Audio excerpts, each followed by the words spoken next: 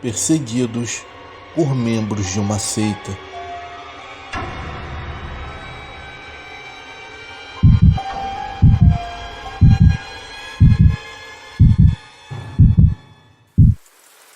Amigos, boa noite. A partir de segunda-feira, dia 18 de agosto, os vídeos do canal passarão a ser postados às 21 horas, pois eu percebi que a grande maioria de vocês assiste ao canal para relaxar depois de um dia cansativo e até mesmo para dormir, aproveitando o som da chuva que nele contém. Eu gostaria de saber a opinião de vocês sobre isso. Deixe aqui nos comentários se estão de acordo com esse novo horário. Eu agradeço a todos pela ajuda. Fiquem com Deus. Boa noite a todos do canal Terror e Chuva. Eu me chamo Lúcio e sou natural de Maringá, no Paraná. Mas hoje eu moro em São Paulo. Acompanho o canal desde a sua criação e achei conveniente compartilhar um relato que aconteceu comigo e com a minha esposa. E foi no início dos anos 90, quando eu fiz uma viagem de férias. Eu sempre fui do tipo que gosta de viajar e aproveitar as férias, por isso eu resolvi conhecer as cataratas do Iguaçu, que ficam boa parte na cidade de Foz do Iguaçu, e assim aproveitaria para fazer compras no Paraguai, algo que na época todos faziam por ser muito vantajoso. Eu coloquei o pé na estrada, indo em direção ao meu destino, e visitei os lugares que pretendia. Lembro-me bem que era uma sexta-feira 13 e foi por volta das 9 horas quando eu saí de Foz do Iguaçu, indo em direção à cidade de Del Leste. Além de compras, eu pretendia fazer uma pequena aventura, passando por dentro daquele país, onde seguiria até Salto del Guairá, e de lá eu retornaria para Maringá, onde eu morava. Levando em conta que a fiscalização não era tão rígida naquela época, eu fiz conforme eu planejei e parti pela estrada em direção de casa. Já estava anoitecendo e na estrada não se via uma alma viva. Eu cheguei a pensar que poderia ter pegado algum caminho errado que me levaria para o meio do nada, mas pelo mapa eu estava certo. Eu dirigi apreensivo. Foi quando eu avistei à beira da estrada uma mulher ao lado de seu carro. Ela parecia muito assustada, então parei para oferecer ajuda. Mal sabia ela que eu também estava com medo. Ela era brasileira, com sotaque de São Paulo. O seu carro estava aparentemente quebrado. Um veículo muito velho, por sinal. Disse que o motor havia parado do nada e que não sabia como pedir socorro. Eu era o primeiro ser vivo que ela via naquele lugar, e como o sol já havia baixado e aquela estrada estava deserta, ofereci carona até o posto mais próximo. Ela aceitou com um olhar de alívio. No caminho, eu perguntei o seu nome e o que fazia sozinha naquele lugar. Ela me disse que se chamava Mariana e que seu pai tinha uma loja em São Paulo. Quem sempre fazia aquela viagem para comprar coisas era ele, mas como havia feito uma cirurgia e não podia viajar, ela precisou ir no lugar dele.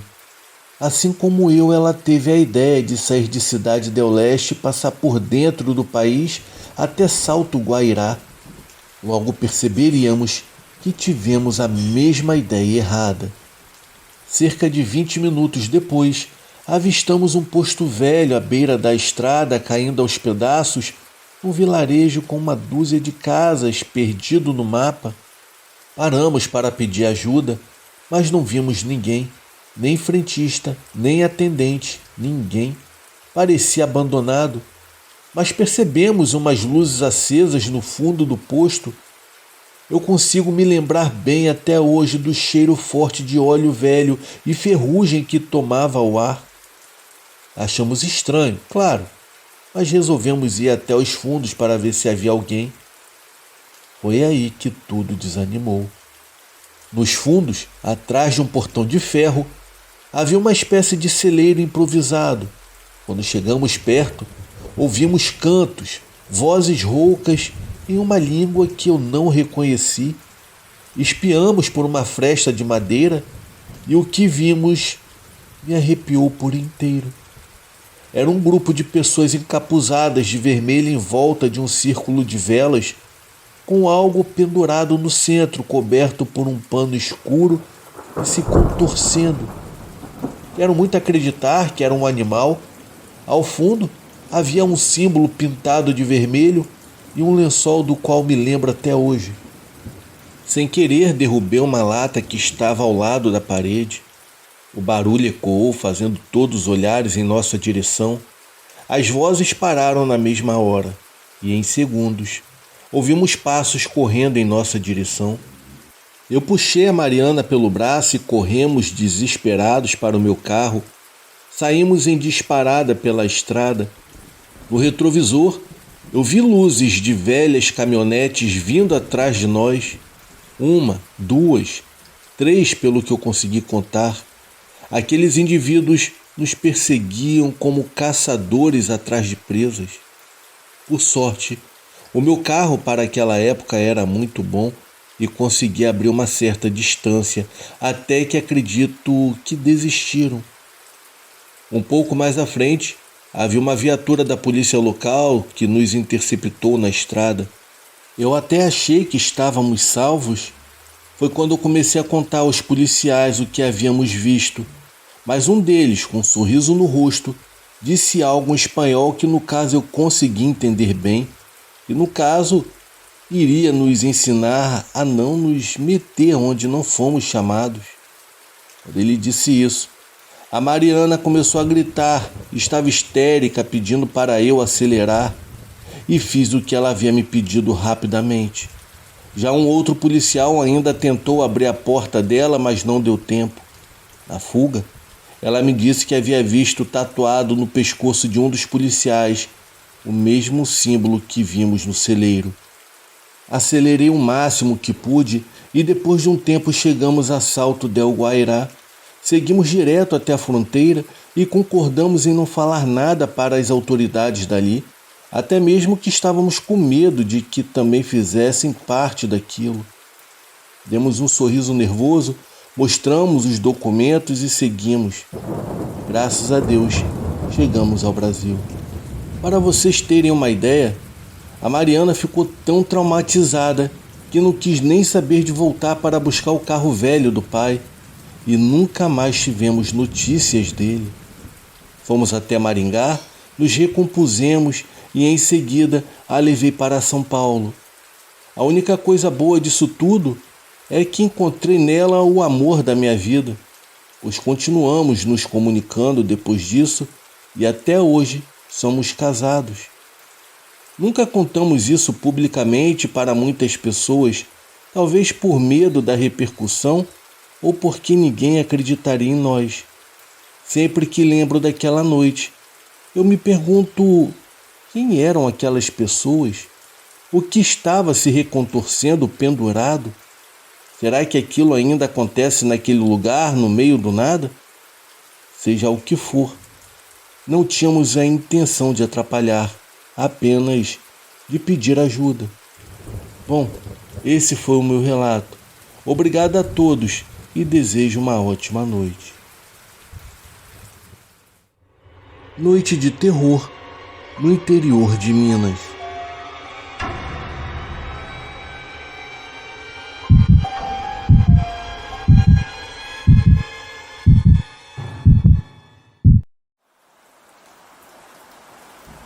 Olá, eu me chamo Ebert. Sou um caboclo simples, criado no miolo de Minas, num canto onde o tempo corre manso.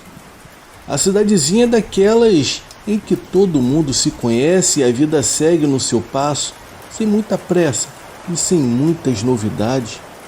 Aqui, a gente vive da roça, do serviço pesado e da fé que a gente carrega no peito.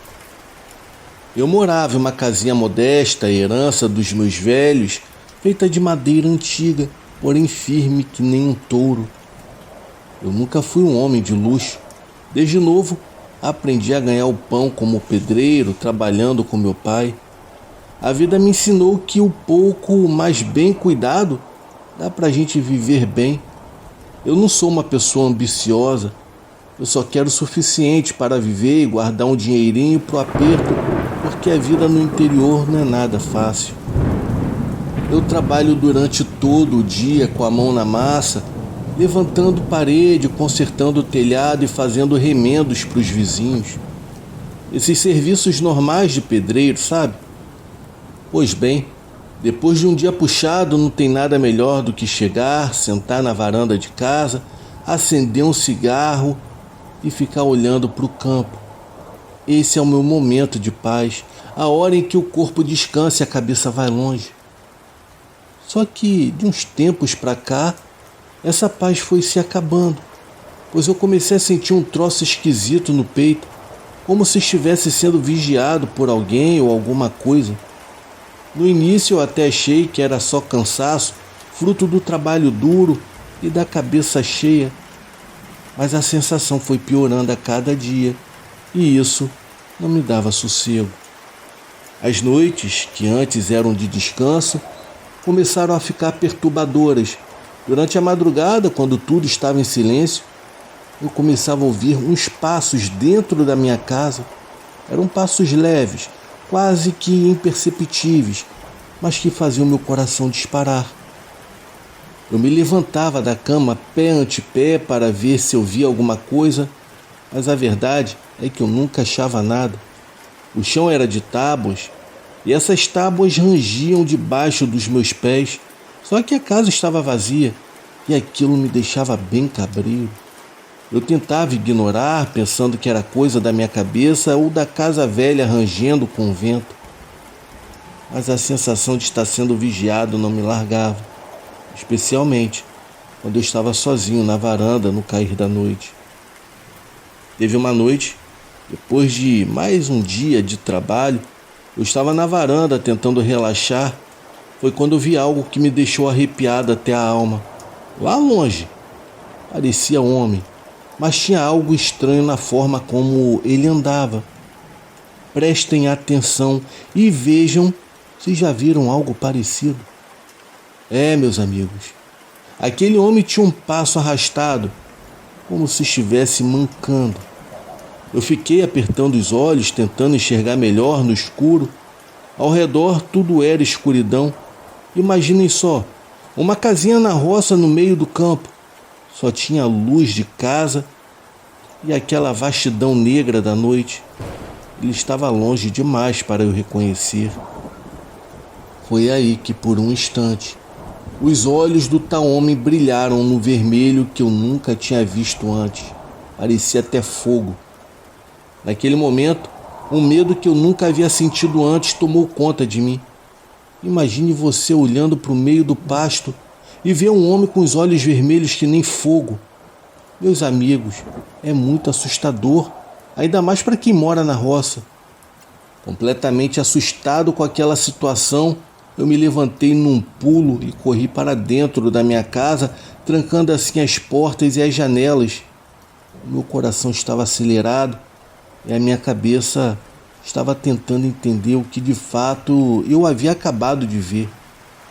Dentro de casa eu fiquei parado, apenas escutando e esperando que algo mais pudesse acontecer, mas graças a Deus nada aconteceu.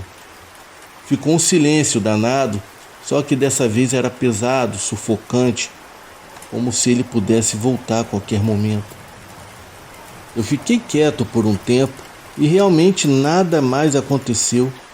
O medo estava grudado em mim, mas o cansaço era tanto que acabei adormecendo. Já no dia seguinte, acordei com um peso no peito, uma sensação ruim que não me deixava de jeito nenhum. Era como se eu estivesse carregando o mundo nas costas. No trabalho, a minha cabeça estava longe, quase me machuquei feio por não prestar atenção no serviço. Eu não conseguia parar de pensar naquele homem andando no pasto durante a noite. O medo não me deixava pensar em outra coisa, e a ideia de voltar para casa durante a noite me dava calafrios. O mais estranho disso é que uma voz dentro de mim dizia para eu não voltar para casa naquele dia, mas eu acabei ignorando tudo. Eu não tinha para onde ir, E o cansaço era tanto, eu queria mesmo era tomar um banho e me jogar na cama e esquecer do mundo. Quando eu pisei na entrada de casa, um arrepio subiu pela minha espinha.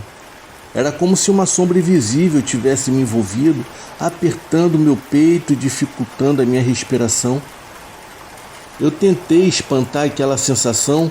Eu entrei e fui direto para o banheiro, tentando me livrar da agonia com um banho quente. Mas quando a água escorria pelo meu corpo, os barulhos começaram de novo. Eram passos, só que agora mais altos, ecoavam pela casa. O meu coração disparou. Saí do banheiro ainda pingando para ver se havia alguma coisa, mas como antes, não tinha nada. A casa estava completamente vazia. E aquela sensação de ser observado era insuportável. Eu jantei rapidinho, sempre olhando por cima do ombro. Eu sentia que algo estava para acontecer. Quando eu terminei, fui para o quarto decidida a deixar uma luz acesa naquela noite. Eu nunca fui de gastar energia à toa, sempre fui cuidadoso, e deixar a luz acesa era algo que eu evitava. Mas naquela noite o medo não me dava opção. Eu acabei deixando a luz do corredor acesa, iluminando assim parte do quarto e da cozinha, e me deitei tentando me acalmar. O sono não vinha. O calor da noite me obrigava a deixar a porcaria da janela aberta, mas a ideia de que algo podia estar do lado de fora me espiando me deixava simplesmente em pânico. Finalmente eu criei coragem. Me levantei bem devagar e fui olhar pela janela. Por um instante, eu jurei ter visto uma cabeça humana do lado de fora, mas quando eu pisquei, sumiu. Eu corri para a cama, tentei dormir, mas não conseguia. Eu fiquei rolando até que finalmente eu peguei no sono, mas por pouco tempo. Pois infelizmente, eu fui acordado por um barulho que me gelou o sangue. Eram passos, sendo que dessa vez do lado de fora da casa. Eram passos pesados e arrastados, como se alguém estivesse arrastando os pés pela terra. Eu nem preciso dizer que o meu medo voltou a me apertar. Eu me sentei na cama, sem saber o que fazer, mas eu tinha certeza que havia uma criatura do lado de fora e eu estava sozinho, isolado no meio do nada. Então aquela intuição voltou, porém mais forte. Uma voz na minha cabeça dizia para eu sair dali e me esconder. A partir dali eu não pensei duas vezes. Eu sabia que algo estava errado e os passos estavam cada vez mais próximos da porta que eu quase não trancava. Essa era a verdade. No meio do nada, nunca vi necessidade, mas naquela noite, já era tarde. Me levantei rápido, enfiei dentro do armário um móvel velho que já estava na casa antes de eu nascer. A minha mãe dizia que era do meu tetravô. Lá dentro, com a porta entreaberta, eu fiquei imóvel, espiando pela fresta. A luz do corredor iluminava a parte do quarto, mas eu não via nada. Foi então que os passos pararam. Eu vi a porta da casa se abrir bem devagar. Passos pesados entraram. O som estava cada vez mais aterrorizante. Foi quando a sombra apareceu pela fresta do armário e naquele momento eu quase tive um troço. Parecia ser um homem, mas o seu corpo era torto, como se um lado fosse mais pesado que o outro. Ele se arrastava na minha direção. Naquele momento o terror tomou conta de mim. A luz do corredor se apagou, deixando assim tudo na escuridão. Eu prendi até a respiração. O meu corpo tremia feito vara verde. Foi quando, de repente, uma respiração quente e pesada passou pela fresta e os 2 pontos vermelhos, brilhando como brasas, apareceram na escuridão, seguidos de um sorriso largo e assustador, porém cheio de dentes afiados. Era simplesmente uma cabeça inclinada torta me encarando em meio à escuridão. Eu dei um grito histérico de pavor, empurrando assim a porta do armário com toda a minha força e saí correndo sem olhar para trás. Eu me disparei porta fora e corri o mais rápido que eu pude até a casa de um amigo que morava mais distante, deixando assim tudo para trás. O que quer que fosse aquilo, eu não queria descobrir. Desde aquela noite, nunca mais fui o mesmo. Eu mudei daquele lugar e nem levei os móveis, deixei tudo para trás. Seja o que for que andava me atormentando naquela casa, a verdade é que eu nunca mais vi de novo e graças a Deus por isso. Eu acredito que se aquela coisa queria ficar lá dentro daquela casa, que ficasse, eu que não vou arrumar problema com aquilo. Para mim, aquele lugar acabou virando um inferno, essa é a verdade. Meus amigos, esse foi o meu relato. Muito obrigado por ouvirem. Eu desejo a todos uma boa noite. E antes que eu termine, e vocês? O que acham que deveria ser aquilo? Deixam aqui nos comentários. Abraço a todos. Médico legista relata vozes de mortos.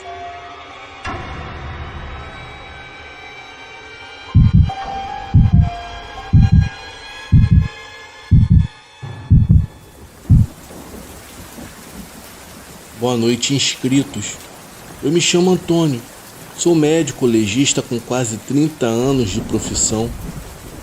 Eu tenho hoje 57 anos de idade. Eu moro e trabalho em uma cidade do interior do estado de São Paulo. Me perdoem por não mencionar o meu sobrenome e nem o nome da cidade, pois este é o único necrotério daqui e seria muito fácil as pessoas me localizarem. Eu acredito piamente no poder das energias e no poder do universo, e penso que a vida não termina com a morte. Isso qualquer um de nós pode perceber quando visitamos lugares antigos onde muitas pessoas viveram e assim deixaram suas emoções, seus desejos, ressentimentos e outros sentimentos. Poucos lugares concentraram tantas energias e emoções contidas quanto o necrotério, ou como nós profissionais da área chamamos de morgue, um termo em inglês mais suave, que serve para tirar um pouco do peso que a palavra em português carrega. Lá, às vezes, algumas pessoas parecem precisar resolver o mistério de suas mortes, que muitas vezes são violentas ou injustas. Há alguns anos, quando eu estava começando na minha carreira como médico legista, eu trabalhei na morgue de uma universidade particular. Eu testemunhei um evento que me fez repensar se queria mesmo continuar exercendo essa profissão. Mas você deve saber como é quando um jovem entusiasta que ainda não conhece algo se vê enfrentando o desconhecido. Às vezes o perigo não é algo físico, mas algo além da nossa compreensão que, ao enfrentá-lo, coloca em jogo toda a nossa sanidade. Você sabe muito bem que, embora todos os mortos tenham uma história inconclusiva que desejam contar, nem todos conseguem falar. Éramos vários encarregados de examinar um cadáver que acabara de chegar, enviado com vários outros para o morgue, sob a responsabilidade do Ministério Público.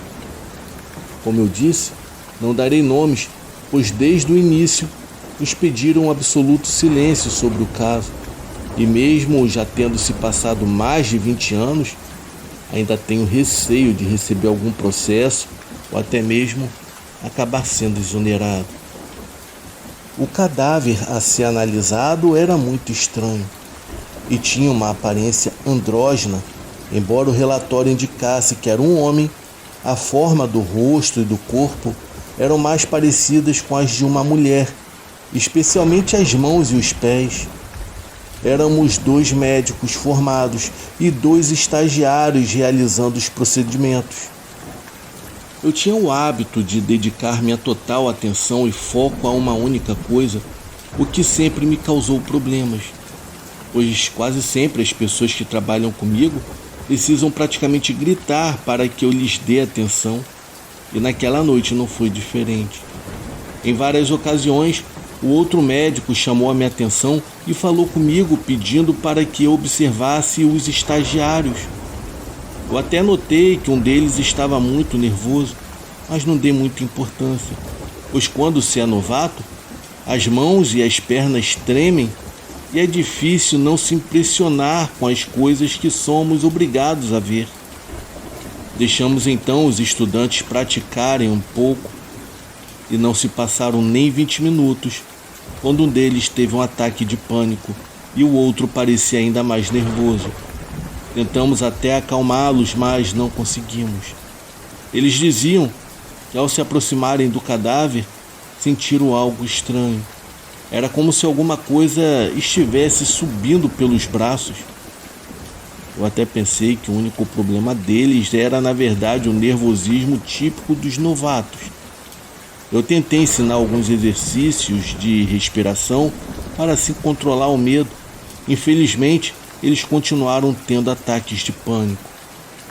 Com tudo aquilo acontecendo, eu acabei ficando chateado com eles e não permiti que continuassem praticando, mas disse que poderiam ficar assistindo e tomando notas. Foi quando, de repente, aconteceu algo que eu não consigo explicar. Não estranho que eu vou dizer, pois é a mais pura verdade. Eu não perderia meu tempo precioso escrevendo esse relato para inventar histórias. Nem eu e nem o seu canal precisamos disso. O caso é bem estranho. É que eu ouvi uma voz na minha cabeça. Não era como um pensamento, era bem diferente. E eu realmente não sei como descrever. Isso fez com que eu desse um pulo para trás, completamente assustado.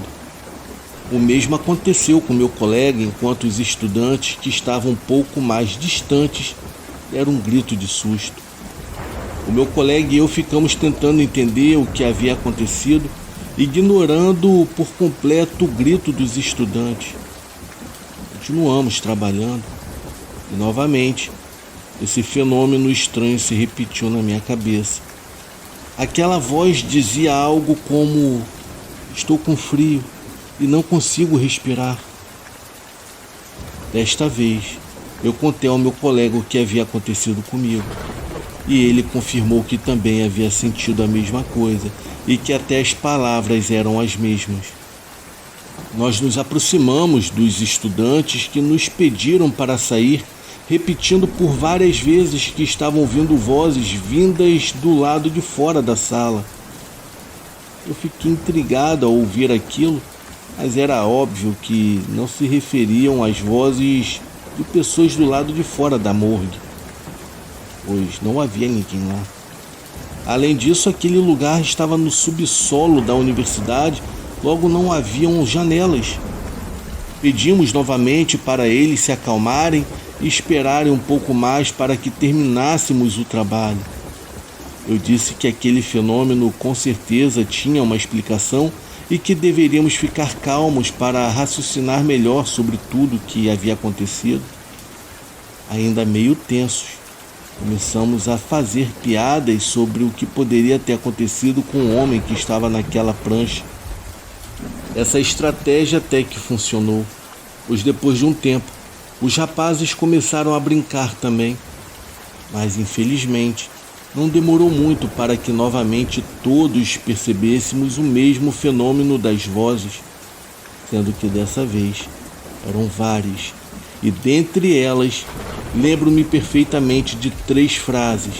Uma que dizia que não conseguia respirar, a outra reclamava do frio e a última era a mais aterrorizante: quando se entra no inferno, ninguém se lembra mais de você.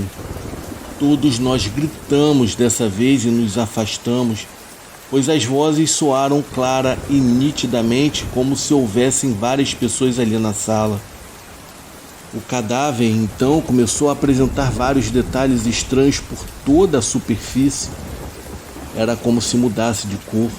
Uma hora ganhava tonalidade, como se estivesse vivo, e no segundo seguinte ficava totalmente branco, parecia até feito de cera.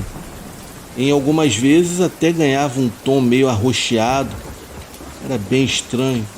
Sem contar que às vezes também ficava vermelho. Foi quando de repente todas as vozes já não soavam apenas na minha cabeça, Eram vozes muito claras. Eu não conseguia entender de onde vinham, pois pareciam estar por toda a morgue. Todos nós estávamos completamente espantados e concordávamos com as palavras que se ouviam. As vozes soavam cada vez mais claras e causavam um caos na sala. Eu não sei como aconteceu, mas todos terminamos divididos. De repente, eu já não via nem meu colega e nem os estudantes. Eles se esconderam e talvez tenham visto algo que eu não vi. Foi então que eu percebi de alguma maneira que aquele cadáver era a causa de tudo. Era como se dentro dele existissem várias almas querendo se comunicar. À primeira vista, eu não pude acreditar, mas fixando bem o olhar, eu vi uma espécie de plasma entre o cadáver e o teto. Então, de repente, as vozes soaram novamente. Primeiro em um ouvido, depois no outro, à frente, atrás de mim e por todos os lados. Preso no pânico, eu comecei a correr indo em direção à porta, enquanto as vozes continuavam me assediando. Ao chegar à porta, eu tentei abri-la por várias vezes e, para minha desgraça, o trinco estava travado.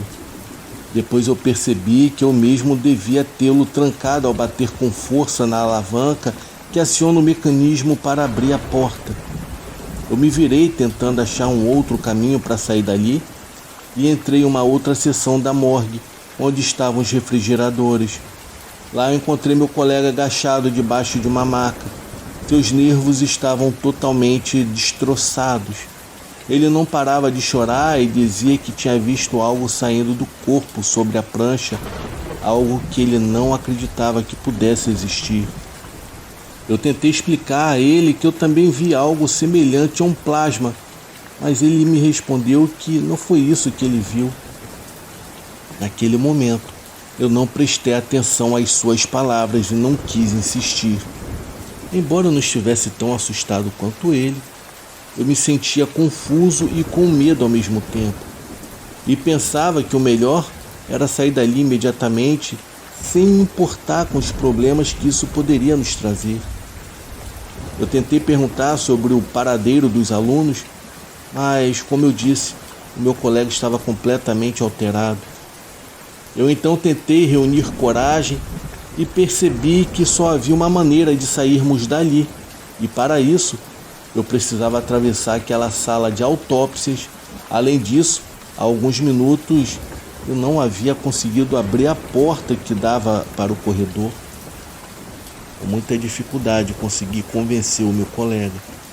Expliquei que tínhamos que sair dali imediatamente e pedi para que ele fechasse os olhos, tentando assim não olhar na direção do cadáver que estava na prancha. Ao chegarmos à porta, ele começou a empurrar desajeitadamente a alavanca que a abria. Nisso ouvimos um som mecânico por detrás de nós. Era como se uma engrenagem enferrujada estivesse se movendo. Meu colega na mesma hora se jogou no chão, cobrindo os ouvidos com as mãos. Eu não quis olhar para trás e continuei brigando com a alavanca da maldita porta. Naquele momento o desespero me venceu novamente, pois eu comecei a ouvir aquelas vozes mais intensamente. Eu até tentei bloquear o meu cérebro e não prestar atenção no que as vozes diziam. Apenas continuei batendo na porta e gritando por ajuda. Foi então que a porta se abriu e do outro lado fomos recebidos pelos alunos com 2 seguranças da universidade. Não contamos nada a ninguém, apesar do diretor do curso ter concordado em enviar o corpo para um outro local. O meu colega não voltou mais a trabalhar na universidade, soube que ele preferiu se especializar em uma outra área. Com o tempo, o procurei para conversar sobre o que havia acontecido naquela noite. Ele me mostrou então fotos que baixou de um site de notícias e disse que o cadáver que nos trouxeram estava relacionado a essa tal notícia. Aquele homem pertencia a uma seita que afirmava ter capacidade de prender a alma dos mortos dentro de seus próprios corpos. A matéria dizia que algo havia dado errado durante o ritual. E houveram vários feridos e alguns mortos. Segundo testemunhos, foi um conflito entre eles, mas o jornalista acreditava que talvez tudo o que aconteceu fosse apenas uma espécie de sacrifício humano. Não haviam muitas fotos na matéria, mas em uma outra mostrava o corpo de um dos mortos. Embora o rosto estivesse coberto, as mãos e os pés eram inconfundíveis, eram idênticos ao da pessoa que estávamos examinando naquela ocasião. Eu até tentei perguntar sobre o que ele viu naquele dia, mas em vez de me responder imediatamente, ele apenas balançou a cabeça e perguntou se eu não vi nada quando fiquei imóvel na frente do cadáver. Eu disse que não me lembrava, e então ele não quis mais continuar falando sobre o assunto. Atualmente, eu trabalho em uma outra morgue. Embora às vezes eu ouça as vozes dos mortos, nada se compara ao que aconteceu naquela vez. Às vezes eu penso de alguma forma que aquele cadáver possuía algo sinistro dentro de si e que havia se transformado na morada de várias almas atormentadas, no caso, almas desencarnadas. Meus amigos, esse é o meu relato. Eu espero que vocês tenham gostado. Agradeço muito a atenção de todos e até uma próxima. Abraço.